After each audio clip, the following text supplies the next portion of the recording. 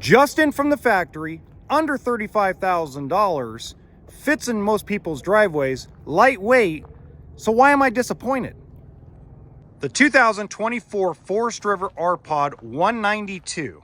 And you're probably wondering, how could I possibly be disappointed in an R-Pod? It's a well-built travel trailer. It's a good brand, good name. Well, I'll show you as we go along. So first off, the good things. Obviously, it's got the off-road package. They call it the Beast Mode package, which has the off-road suspension, Azdel fiberglass.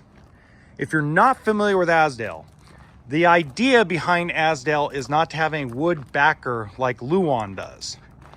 So it prevents delamination. So normally, for example, guys, you usually see these hairs in the fiberglass here on Luan. You see there's no hairs at all.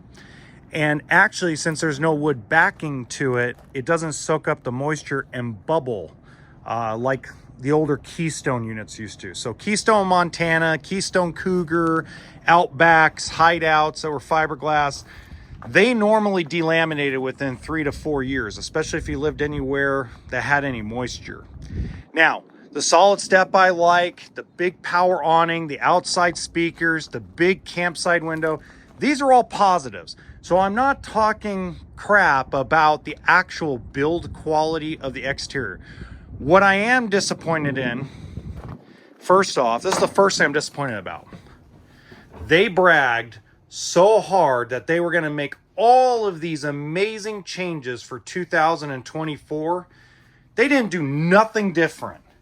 And it pisses me off because they put all this social media effort in, and I'm not just talking about ARPA, I'm talking about the whole industry as a whole, put all this fake news stuff out on social media. They were making these amazing changes for 2024. Everything's the same. Now, I do like the Murphy bed setup.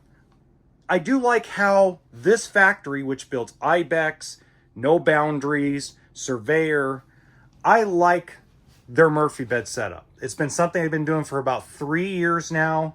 It's easy to go put up and down. I'm not going to do it right now because time constraints more than anything. And the way they have it set up also gives you 2 nice wardrobes. So I'm going to open up one of them. So you actually get an area where you can hang up some clothes. You generally don't get that with a lot of Murphy bed setups. So I do like that, okay? I like that they stuck with the convection microwave and the central vacuum. This is still very disappointing to me that they still only do a 2-burner stove. I do like the bigger sink, and I still think that this is a good setup for the cabinetry. I believe it's taller, deeper than other manufacturers. This is something that R-Pod, Ibex, and No Boundaries have been doing for about 3 years. So I really like that. I like the booth dinette setup. And as you can tell, this is like the R-Pod and the Ibex are almost identical. Big campsite window. Of course, you got good storage above. This has solar and an inverter. And it has a 15,000 BTU air conditioner. Flat screen TV. Now, this is the other thing that's disappointing. All right. We're still going with a cheap off-brand television. So you're spending $35,000 or a little less than 35 grand. They can't put a nice smart TV in here. I mean, what's this? 80 bucks at Walmart? I mean, come on, guys. Let's be real.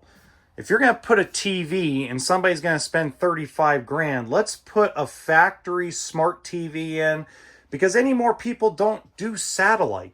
They stream a lot of their movies. They do a lot of remote work. So, you know, everything's internet based. Now, and again, I'm very excited for these guys in some ways that they continue to do the propane electric refrigerator instead of the 12 volt. That's very important that we keep this refrigerator going. I know it's not as deep as a 12 volts, but when you're off-road or off-grid camping, this is just more reliable overall. The pantry is the same as it was last year. The furnace is the same as last year. Hey guys, there's one more disappointing thing here in a minute, but if you're enjoying this video, please hit the like button and subscribe to the channel. So bathroom's the same, shower height is the same. I like this cabinet. It was there last year, it's here this year. So again, I'm okay with the status quo, just don't talk a bunch of crap. Now the craftsmanship pisses me off a little bit because look down here, guys. I'm going to zoom in for just a minute. That's how it came from the factory.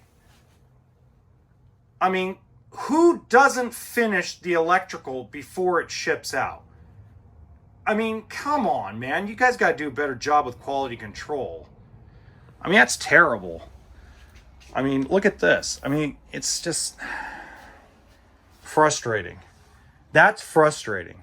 But outside of that, guys, great product. It's still a good product. I'm just disappointed because there was no changes.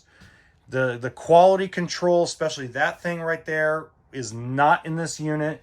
It's not to say that's the norm, but I mean, if you're gonna increase prices on people, increase the quality a little bit, right? So anyway, if you have any questions, please leave them in the comments section. If you're as disappointed as I am, please let me know. And in the top right hand corner, as always, there's going to be another really cool small travel trailer walkthrough.